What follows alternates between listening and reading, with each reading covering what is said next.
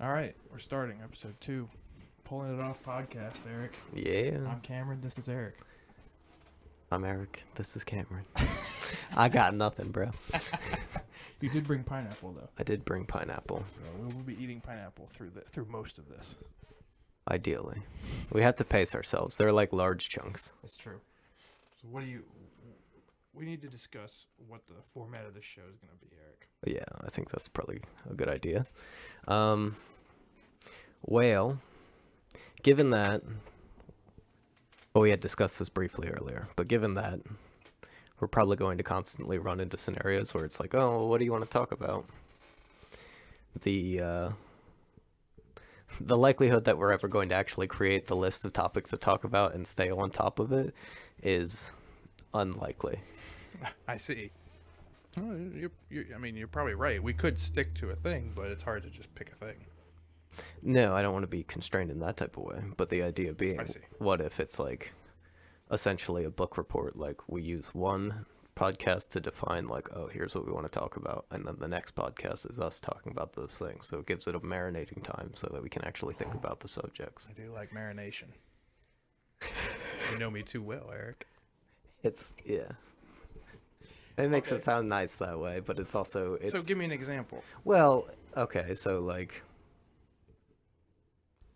if we were to decide what's an interesting subject to talk about, if we agree on that, then we can say, okay, let's put that on the list. So what would be an interesting subject to talk about? Well, this is where I run into a problem where I fear imitation, where I'm just going to copy things that I like already. Okay. So I try really hard to think of something original, but I always worry like, oh, this is 100% a copy paste of something else I like, and everyone's gonna know it right away.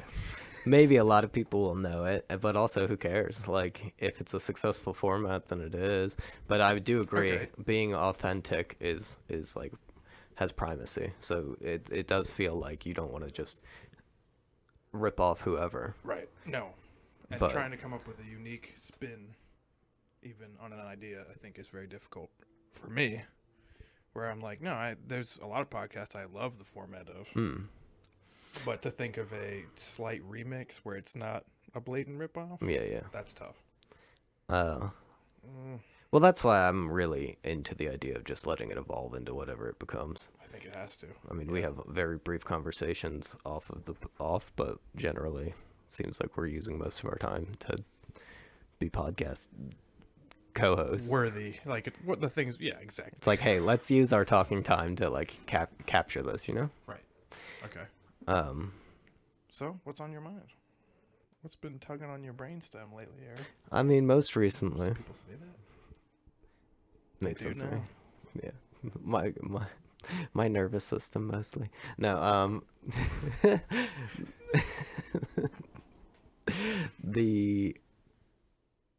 I mean, probably right now, Kenny's about to have a child. I know, that's exciting. First child for him. I mean, not like I have kids or you have kids. Correct. And your siblings have kids. That's true. You're used to young kids. Yeah, but they need to have a neck. Like, I can't. Newborns freak me out because you have to like control their head. They have to get a neck, and then I'm cool with children. When the human neck becomes solid enough for Eric?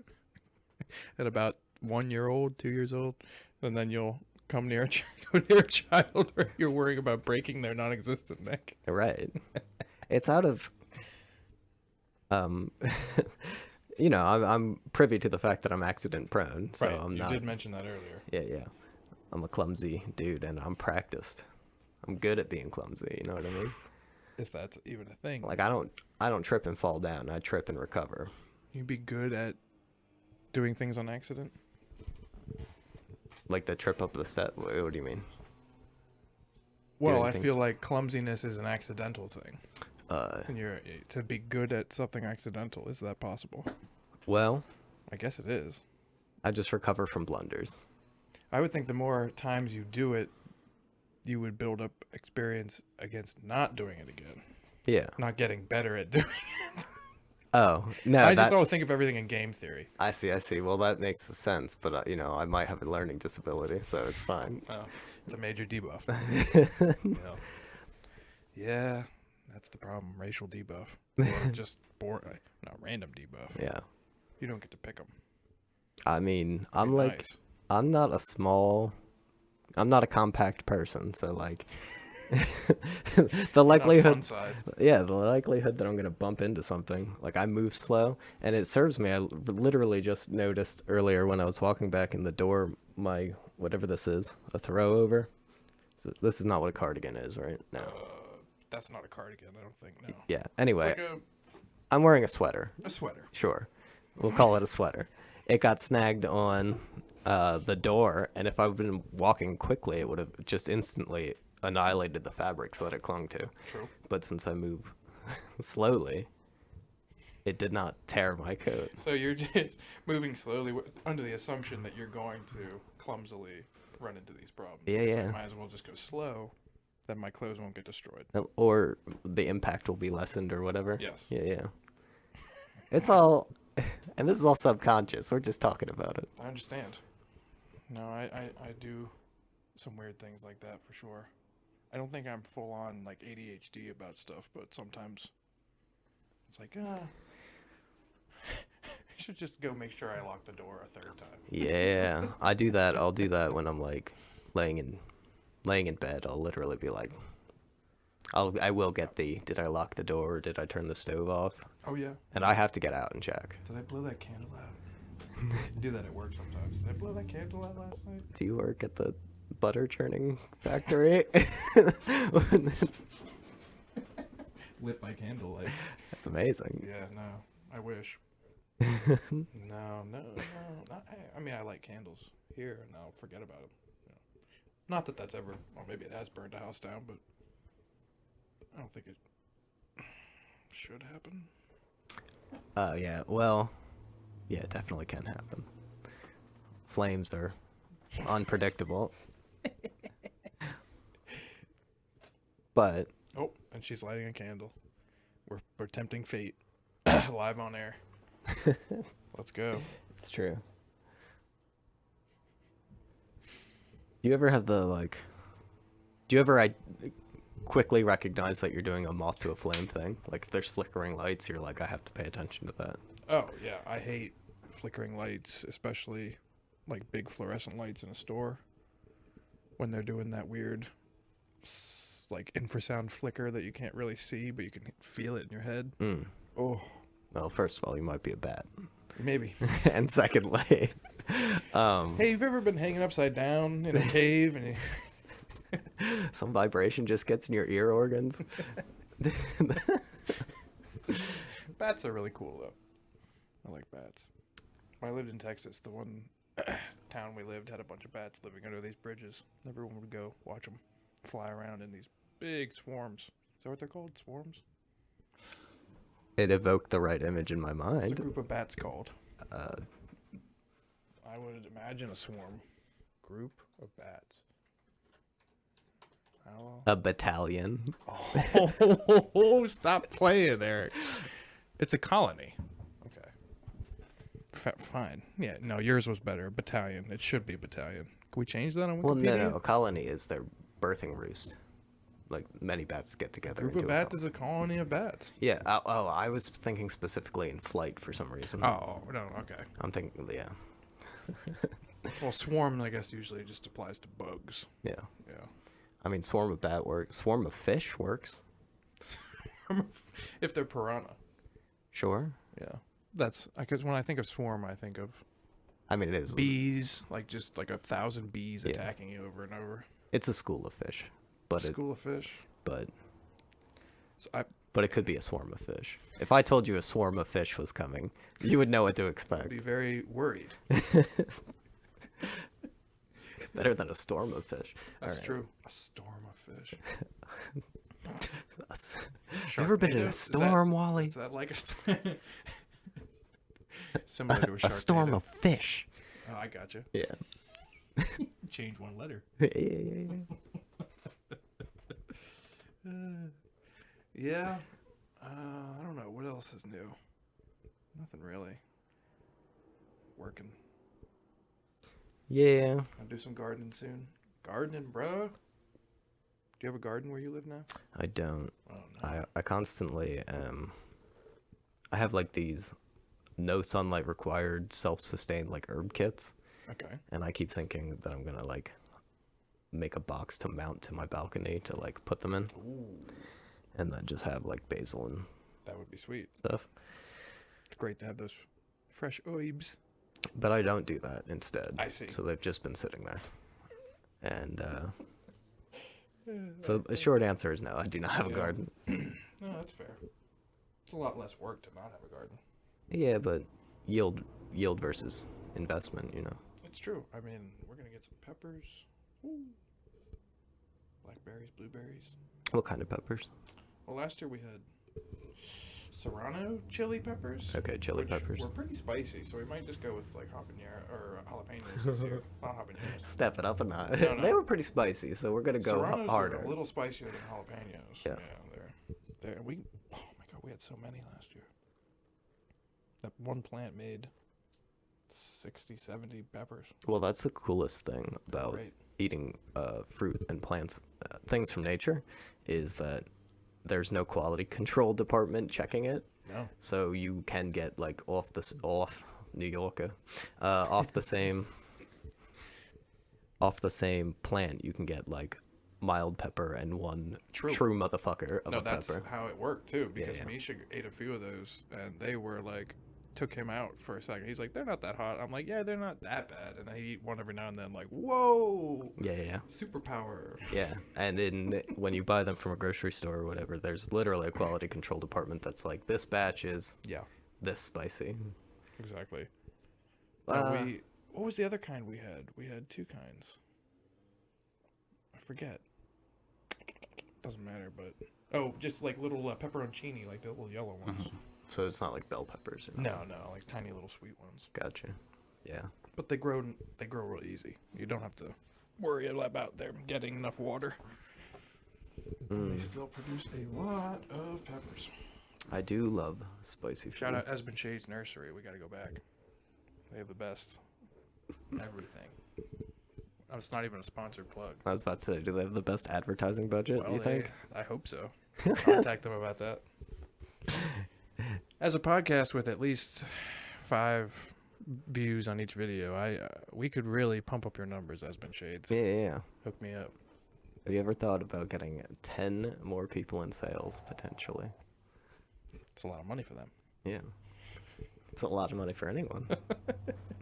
I love business because I can't go to Esmond Shades and not spend like $100. They have so much cool plant stuff and gardening stuff. It's so interesting to see the like collision of how do I get this person to give me their money?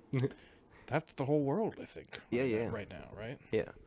Well, it's because I think. Or has it always been that way? Well, I guess it has. Yeah, but I think bartering systems were way more important previously. Money, yeah, exactly. But since money, it's kind of been, money is the middleman of bartering. Yeah. I do work for you. Yeah, because then you don't have to, you cut out the approximate value of the equation. You just set a price. But the problem is that I think the approximate value is the real way to go. Like, maybe not at a global scale, but it probably is. But just to be like, if I say I want your, what the hell is it called? Statue of a tuna or something. Okay. And you wanted, I don't know, 5 cigarettes, it would seem like I'm getting more out of the deal. Right. But if you really wanted those 5 cigarettes. Really wanted 5 cigarettes. But I think I'll trade for them. Yeah, I guess the problem is then coercion is really easy. But coercion is probably really easy, period. Well, that coercion, it just becomes other underhanded ways of doing it. Yeah. It becomes price fixing and market trading nonsense and stuff I don't understand. Yeah. But yeah, I mean, I would assume no matter where you go in history, there's always going to be, those kind of highwaymen characters who were just like, well, here's a system in place. Okay, I'm gonna find a way to swim underneath it and just mess over everybody. Yeah, absolutely. I think it's funny because you can look at most strategies that exist in the modern era and be like, oh, those are the same strategies that have always existed. Right. Yeah. Right. No, exactly. I mean, the original like Viking invaders, the Europeans eventually got them to stop by. They essentially just became the mob. It's like, well, if you pay us, we won't come and kill you every year. So they started paying them the Dane geld, the Dane gold tax. Just like, all right, here's gold every year. Don't kill us. See, so And then eventually they got soft, and because you're not killing anymore. You're just getting rich and too comfortable. mm-hmm. Yeah, And that's how Well, we used to be able to just sail to England every year and rape and pillage, Eric. We can't do that no more.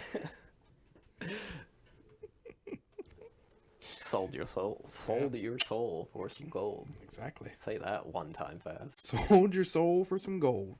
It was nice. It sounds like it should be a blues lyric. Sung by real gravelly. Can we get Tom Waits on this? Sold your soul for some gold. Wonderful. Oh man, I love Tom Waits. He's We brought him up twice. No. Did I bring him up in the last podcast? No, No. I didn't. Actors, that's a common theme in our show. But that's my whole life. It's just, movie references. It's interesting. Well, we did touch on this. I don't have like streaming service. I don't really watch TV, except for mostly I watch compilations of TV on YouTube. I do too. Yeah, I've watched far more scenes of The Sopranos on YouTube than I watched the actual show. I've watched exactly one compilation of The Sopranos and none of the show, but the compilation is the main character. It's an outstanding show. Just saying gabagool like 80 times. Hey, over here. Yeah, I know exactly the video you mean. Yeah. Yep. It's funny too because I'll Sopranos. mention it to Misha too. I'll be like, I just saw this scene, and he'll be like, yeah, YouTube just showed me that one too. Like, God damn it, they know us so well. The algorithm netted us together. I know. Literally, the one day I had like watched a video in the morning before work on YouTube, and Kenny sent me the link for it like 5 minutes later. I was like, what is going on? You fall within a particular demographic, and so, you have no originality. No. Yeah. No, everything is pre-packaged for me and my friends, apparently. Yeah. My friends and I should say. Wow. You know, Which for Which those of- grammatically, which of your school teachers enforced that one? none. It would be my father. Ah, awesome. No, And the only person he said, only people who could get away with that would be artists, musicians, lyricists, because Jim Morrison says, I'm going to love you till the stars fall from the sky for you and I. That's incorrect. It's you and me. But it rhymes. So. Oh, goodness. I've never had a strong grammatical upbringing. Well, I did. Yeah, it's fun. I enjoy it. But I'm not as much of a Nazi about it like I used to be. I had a teacher that was, anytime you'd ask, I'm sure everybody probably did, can I go to the bathroom? It's may I? Every time it's like, yeah, you can go to the bathroom. I don't know, can you? Yeah. Yeah. The thing is that I think that's deeply infiltrated my comedic stylings to this day. I'm very, I don't even know, deadpan, is that what it is? No, I mean, that's fine. Sarcastic? Yeah, just that literal. Well, it's also very childlike and funny to me. Where someone, like, if I was at Woody's house and one of his kids was like, called me, okay, first of all, this is hilarious. When I was getting in my car, his youngest I said, bye, Finley. He said, bye, chicken nuggy. And I said, you're a chicken nuggy. And he was like, he got me. Yeah. Well played, old man. Yeah, out of nowhere, so funny. Chicken nuggy. I guess sometimes from the right angle I could be shaped like a chicken nugget. But whatever. I mean, anything can be shaped like a chicken nugget. That's true. That's true. Where's that brand? A nugget of any shape. I mean, all chicken. Fucking designer chicken nuggets. I love chicken nuggets. I think everyone does, especially if they're from the ages of 28 to 35. We're the chicken nugget generation. I continue to maintain, and will always, that chickens should view us as the most frightening thing. Like, chickens should view us as synonymous with death. Oh, yeah. Like, they should be more terrified of us than anything, because not only do we consume them by the, like, genocidal levels, but also they're young. Yeah. Like, they're bred to die. Them and their children, yeah. Unborn children. I had a few of them this morning. It was delicious. Yeah, so basically what I'm trying to say is humans is the Matrix. Humans are like the relative ultimate to chickens as evil humans. scientists. You know what I had for breakfast? 4 unborn chickens. This is what we had for breakfast. 4 unborn chickens, cheese on it, which, where's cheese come from? That's some weird stuff. You got to get milk from a cow's boobs. Yep. And then let it age. Yep. And then separate it from itself. So 4 unborns and some old titty milk. All right. Yep. Yep. So far, so good. Then I had ham in it. So we cut up an old pig flesh hunk that we had in the fridge. Threw that in there. Has to be smoked pig flesh. We are animals. Right. Yeah, we're monsters. We're the monsters that beat all the other monsters. Yeah. Open my fridge. It's just a bunch of mutilated animal bits. I love it. We got 3 steaks in there for tonight, buddy. And, for anybody who thinks that it's cruel to do this to animals, come on, you do it to plants if you don't do it to animals. Well, everything has a level of consciousness. Is that so? I think so. I contemplate that often, but I don't know if it's. No, I'd say even like a crystal or a rock thing has at least like 0.1, like the very lowest you could have. Well, isn't the prevailing thought like the I think therefore I am? You're saying you can know that you're there without having a conscious. I don't understand that. Well, yeah, I guess I disagree with that phrase, because I would say that chickens are still conscious, but I don't know if they think that they're conscious. In that same way where I think therefore I am means, I guess who was that? Who said that? Sorry. Voltaire? I have no idea. Take your word for it. Look it up, producer. Yeah, I mean, like I said, I think everything. Well, I mean, I romanticize and make everything very see everything from a very quixotic viewpoint, but well, I think everything has a very. Who was it? Descartes. Oh, wow, I think therefore I am. Okay. Cut that. That's how he defined consciousness. Yeah, I guess it's one of those things that from within the lens of experience you have, since I essentially I can't imagine it because it is outside the bounds of my thinking. It's like, right. I have this. Right. And so for my experience is this way. And right. Oh yeah, exactly. I mean, you can't even think in the same way that another person could because they have a different experience. Definitely can't think in the way a tree would think. But a tree has to still have some level of whatever. Irritude. Yeah. I like that one. Yeah. Yeah, well, if you look at it that way, then it seems extremely cruel. I don't think mushrooms can talk to each other. Like, there was an article a few weeks ago about that. I don't think that's true. But they can definitely communicate on some level. Mycelium and stuff is really cool. Yeah. Fungi are insanely, quote unquote, smart, whatever that means. Mm-hmm. Not really. But yeah, you know efficient. What I mean? That's the best word I could say for it. Yeah, efficient, yeah. So if that means that's some level of consciousness, even if they're not sitting there going, good morning. Today I'm going to be a really good mushroom. I'd like to think they are, though. I love mushrooms. Scientifically. Very cool. Yeah. I also like them on pizza. Ah. And also, I like them in food. And yeah, mushrooms are great. Have you had chicken mushroom? It grows big, like the size of a raw chicken. Like big mushrooms that grow on the side of a tree. Okay. Usually higher up in a tree. And they are kind of like whitish orange. Okay. And you can slice them up and cook them, and they really just have a texture and flavor like chicken. Interesting. No, I haven't. When you first asked me, have you had chicken mushroom, I was like, are you like... Missing a word? Are you chicken marsala? Is that... Do you have a very... folky We always called it chicken mushroom. Yeah.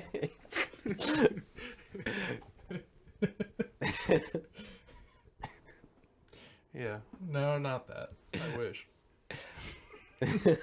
Although, the only thing I really liked growing up with mushrooms involved was chicken and rice casserole with the cream mushroom soup. That's a killer. Love that. Yeah. But I don't really like mushrooms as a topping on pizza. I've tried. Just not my favorite. I always say that people, like, I'm not a picky eater. There are things that I prefer, but I'll eat whatever. And so anytime people are like picky eaters, I'm just like, you must have never really been hungry. Like, if you've never been hungry, then you don't understand that you'll eat anything that's edible. For sure. Yeah. Now, once again, it goes right back to movies for Cameron. I immediately think of Super Mario Brothers, the movie, the live action, where they just get to the other world, whatever it's, but I don't know if it's called Koopa World or whatever nonsense it's called, where it's all like foggy and gross and back alley looking, and there's all these food carts that are just selling like bugs and stuff on sticks. Mm-hmm. And Luigi goes, if we're going to eat here, we're going to have to be very, very hungry. And they're just serving like spiders on kebabs. Yeah. It does look gross. And real quick, who plays Luigi Mario in that movie? The great John Leguizamo. So that's 2 out of 2 episodes we have mentioned John Leguizamo. That's for sure. This might just start turning into a John Leguizamo fan podcast. Yeah. I don't know anything about him, but I believe. Well, we can learn more. He was the clown in Spawn. That's true. We could just watch The Pest and then have an episode where we talk about it because you've never seen it. That's true. And also, it's quite good. Oh, finally, we've looped back to our initial descent into that conversation. What's something we would like to... Okay, well, I'm gonna write this down. We have one connector here. It's John Leguizamo.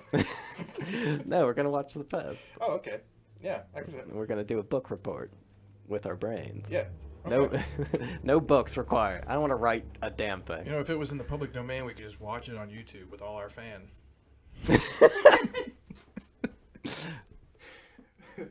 No, I do like that the Tim Heidecker and his Greg Turkington, who are just really silly together and apart, but either way, right now they're doing this thing where they're just watching public domain black and white movie noirs from like the 40s and 50s on YouTube, just live and letting people comment and watch them, which is really cool. I didn't really get into classic film or like old films until they're interesting. Yeah, it's interesting to see the way that messages were conveyed previously, because they're the same storylines almost, generally. It's just it's like you can look at anything and be like, oh, this is a cross between these two stories or whatever. So like all the stories are stories you're familiar with, but they're conveyed in different ways. And mostly dialogue. Yeah. Which is interesting. Was I talking to you about this or somebody else, actually? I had to do a analysis of advertisements from the past versus present. And all the... Like TV commercials? Or like magazines. Okay. And so it's funny that you even say that you said like pictures, because modern advertisements are all basically just pictures with maybe a slogan, maybe 2 words. Right. And previously advertisements were like, it would be like three paragraphs of text. Yeah. Sorry. Oh, for sure. No, because we go to the antique stores and see those, and some of them you'd literally be, well, especially in a magazine, I guess that's the idea. You turn the page and you're just reading along and you read. I mean, they want you to know all about their product. Yeah. How can you know about it without me telling you? Right. And I'll tell you what to think about it, too. Did you know your doctor approves of it as well? That's what I'm saying. Businesses are amazing. How do I get you to give me your money? Well, that's the best part when they just lie. Like, your doctor loves this. Like, you don't know me. Yeah, I don't even have a doctor. This is fishy. Well, then I'm outside of their target market. Uh-huh. Yeah. This message is intended for all you doctor-having folk. Oh, I love that. I love old ads. My dad had a big box of old National Lampoon magazines I would read in high school, and they always had these hilarious old ads like that, where it would be a whole page ad, being like, Newport cigarettes are for young people who love to just let loose and have a good time. Mm-hmm. Like, they could just say smoke cigs, you know. Yeah. They didn't need to do that, but Really, just smoke 20 cigarettes and we got you forever. well, my favorite, and I used to have a picture of it on one of my backgrounds on the computer, was the Chesterfield cigarette holiday carton, where it was like pre-holiday wrapped, so you could just buy them and give them out as presents at the holidays. Because who wouldn't want a carton of cigarettes for Christmas? Excuse me, Jackson, we're recording a podcast. Be quiet. I got like dog. You ever have like a smell sense memory? All the time. Yeah.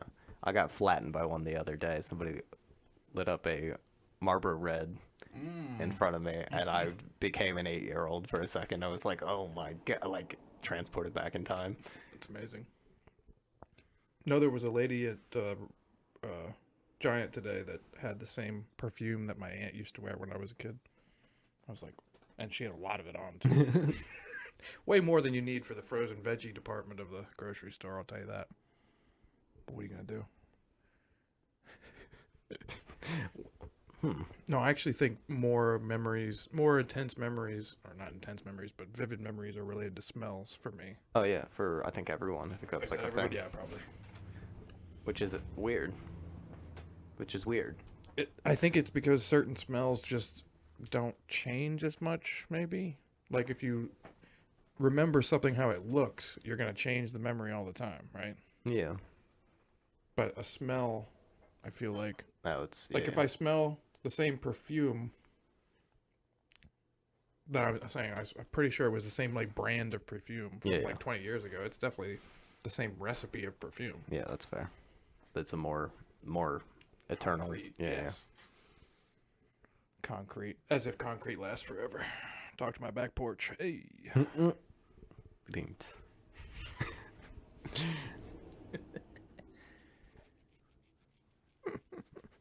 Boy. But yeah, what else we got? What else has John Leguizamo been in? Goddamn. Well, Moulin Rouge, but I think we mentioned that last time. Well, that's what I was saying. Like, I'm not going to be able to help with the John Leguizamo fan podcast. I'll just sit here and you can preach to me about John Leguizamo. Well, one thing at a time. We gotta watch The Pest. Yeah. Let's take a quick break so we can watch The Pest. No, yeah, I'm definitely gonna watch that and do a report. Is there any other? So, is there any? I don't know. Are there any thoughts or things that you want me to apply my analysis to? Analysis. I don't know. You got me on the spot. Well, there's a difference between intuitive thinking, which is actually really fun and generally correct. Like when you're just like, let the answer bubble up and come to you. True. That's generally more accurate, or at least puts you in a better position than when you deep think something. But that being said, I like to deep think about things. Well, I do sometimes. I a lot of the times it happens when I should be doing other things. I just daydream really deeply about nonsense. But at the same time, Well, do you usually my thoughts don't go that deep. I mean, if I have a daydream, a solid daydream or something, I will analyze why I had it and why I was doing what I was doing. So, if anything catches my attention, I'm like, I have to think about it. Why did that happen? Yeah. Well, I'm trying to think of a good dream I had recently you can analyze, because we did that last time too. Talked about dreams. What was my dream? I already forgot it the other night. Sorry, I have to write down some dreams for you for next time. What's your? I think it's funny that that's like that those two things are synonymous. Mm-hmm. That like when you said what is my dream, I could have said, you know, what is your ultimate goal, Cameron? It's like my dreams. My dreams are dead. Same thing. I dream every day, Eric. Take over the world, Pinky and the Brain style. No. Honestly. No, I don't ever want to take over the world. I don't want any part of the spotlight. Really. I just want to continue. Dude, I think that's the best part. Do you know, I was thinking about this the other day. People like world conquerors, people who have done that. Like people. Okay. Like essentially warrior leaders. Okay. Alexander the Great kind of things? Yeah. Or Attila the Hun? Yeah. I don't know that they are. Maybe this is too forgiving since, you know, people tend to hate these people for being. But I think, like, there to some level, most things that you do, it's a compulsion. Like, to me, that's like a maniac level thing to be doing. But I don't know that they really have control over the fact that they're just in their mind. They're like, I have to do this, and that's what it is. Well, they were also, you know, born into a certain lifestyle. Yeah. Where that was like a lot of their goals. It was like, well, rise up amongst these really badass dudes and lead them to conquer other dudes. Yeah. You know, that's the best thing you could do. Everybody wanted, I assume, just from, once again, from books and movies and nonsense. Well, I mean, here's one way to think about this would be like... I don't think they were crazy. They were just like... Yeah, well, the way you're saying it is something like, it's the fruition of, like, the cultural bloom. Yes. Yeah. Whereas someone today might be like, I'm trying to become the CEO of a company. Attila the Hun was like, yeah, I'll become the best murderer of my group of murderers. Right. And then we'll go kill a lot of other people and take their money. Yeah. And I mean, it's probably both, really. I'm a big fan of Attila the Hun. I'm guessing that he had a baseline high level of bloodlust. Like, it's probably the collision of... but it wasn't as, you know, uncommon among his culture, so... Yeah. Or the time period in general. That's true.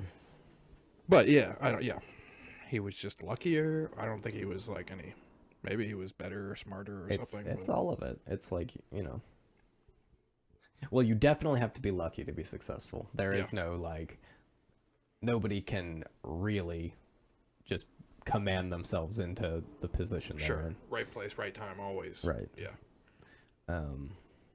But actually, now that I think back on Attila, I'm pretty sure, was he the one who claimed he found like a buried sword of some god? Like he really knew how to like pump people up with bullshit stories. Yeah. And be a actual badass. Yeah. But he had a Roman bathhouse built like in the middle of nowhere out on the steppes because he really liked the bathhouses. He wanted one. Yeah. I mean, makes sense. Yeah. Acquire the things you like. Yep. Have them. Yep. Just, you know. Gerard Butler played him in a TV series. It's quite good. Before Gerard Butler like blew up. Yeah. With 300 and stuff. Played Attila the Hun. Yep. Interesting. Quite good.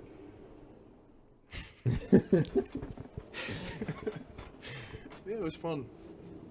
Kills his brother, which I don't know if that's historical, but it's also in Age of Empires, the Attila campaign, so it must be historical.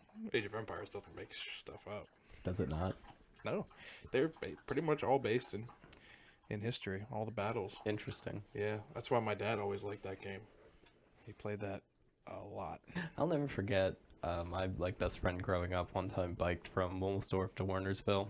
I have no idea how far that it was, but to me... It's a couple miles, right? It's pretty... I mean, there's at least one whole Rapassonia in between. That's at least 3 or 4 miles, I'd say. Oh, whatever. No, it's got to be more than that. Really? Yeah. I'll keep talking. But it was some amount that was, like, very impressive to me. And he biked there to get to my dad's house so that he could... What do we got? 6.1 miles. Yeah, you're right.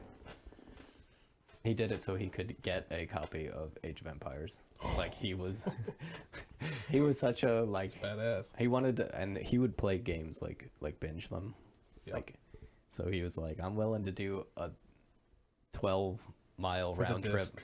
just to be able to sit in my room the rest of the day and play Dude. this. And this is when it was on discs. It's like, man, I miss those days when you had to have, some games had 2, 3, even like 5 discs to install a game. I'm actually so happy that companies just take care of that for you anymore. I mean, obviously, it's very convenient. Yeah, being able to just download it, because again, I'm not a great maintainer or upkeeper of things. Oh, So you give me, when Call of Duty 2 came out, I think it was 6 discs, maybe 5, but either way, to install it, you had to use, that was all the installation. You only needed 1 to play.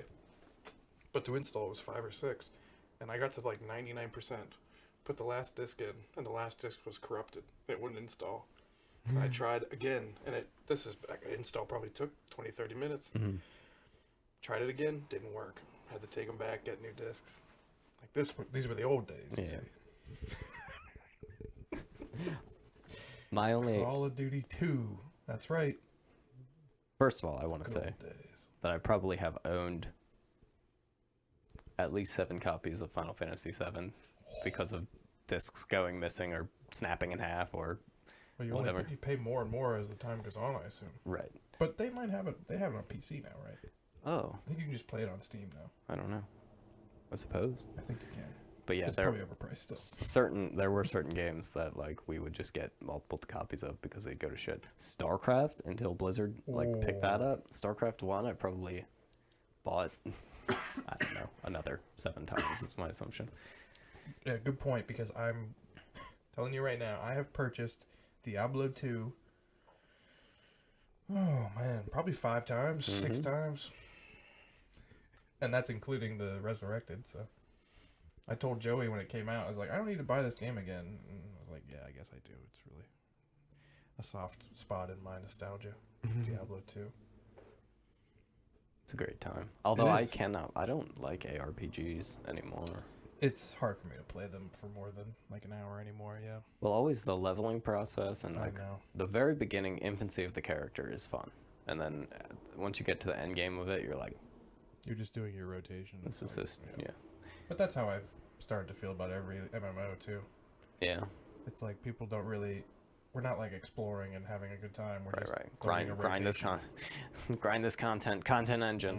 Yeah. Min-maxing the dungeon, yeah. Yeah. Which can be fun. Now, I always like to be like, I don't know. Well, you know this about me. Every time I play a game, I'm like, how do I do the weird thing? How do I make the Which weird thing I've work? always loved about you.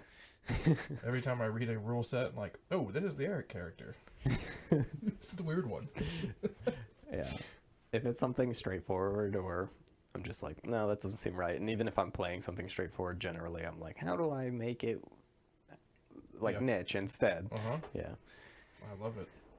What was that one? Oh, we were just talking about Descent the other day when you played the Hobbit thief, I think.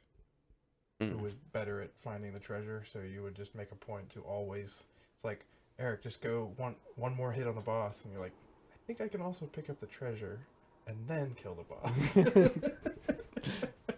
Like, just lean into the character. I love that so much. Oh, yeah. I mean, in any of those types of games, like, because those are essentially distilled D&D, like tabletop scenarios that you're doing. Yeah. So anytime I play one of those games, I like to try to RP a little bit because that's what the design of the game, like that's how it was initially birthed. Yeah. So you have more fun when you Based on imagination. Yeah. Yeah, it's great. I mean, you come up with some amazing stuff. The one time we did play D&D proper, and you had that goblin engineer or tinker who had a band, like little music machines. Yeah. So like each music machine played a different instrument. Mm-hmm. It was amazing. Well, it was a bard. Yeah, it was a bard. But tinker. a goblin tinkerer bard. I think it was was it a goblin or a gnome? Maybe it was a gnome. Yeah, it was a gnome. Yeah, I remember. Okay, so yeah, actually, music maker machines instead of like damaging machines. What I was trying to do I loved it. Was this is EverQuest Bard. Yes. They did like spell mixing. So this is a little too nerdy, but basically you could put a buff up for like 6 seconds, and then you could cast 2 other buffs during that 6-second duration. Okay. And then so you could like have 3 benefits or simultaneously. Things. Yeah. I see. And then you can like cycle them. Don't worry about it. Everyone who plays EverQuest will get this. I tried to play EverQuest, and I did for a minute and a half probably. But yeah, it's tough if you didn't grow up playing it. I'm sorry, but that's how it is for a lot of those old games. Yeah. I mean, I do get that, but I am still convinced that but there's such a depth of game mechanic if you just give it a chance to experience those things. But given it's really a lot of time sink too to get to that. Yeah. I'm sure it is worth it, but that's why I liked early World of Warcraft too. It was a time sink, but I had the time to sink into it. So. Yeah, true. It's a little different. Oh well. Speaking of time sinks, yeah, you think we're about? We got 45 minutes here. Yeah. All right, let's do some ads. I'm just kidding. All right. So basically, we started this episode with let's figure out some things to talk about, and we found one thing. We found one thing, and it was John Leguizamo. So I mean, dream analysis might be a fun segment to do too, because I know you want to analyze things, and I have some weird dreams, so I'm into it. I'll write some down next time, and we'll do that. Sure. But all right. Well, signing off. I'm Cameron. And this is Eric. He's Cameron. All right. See ya.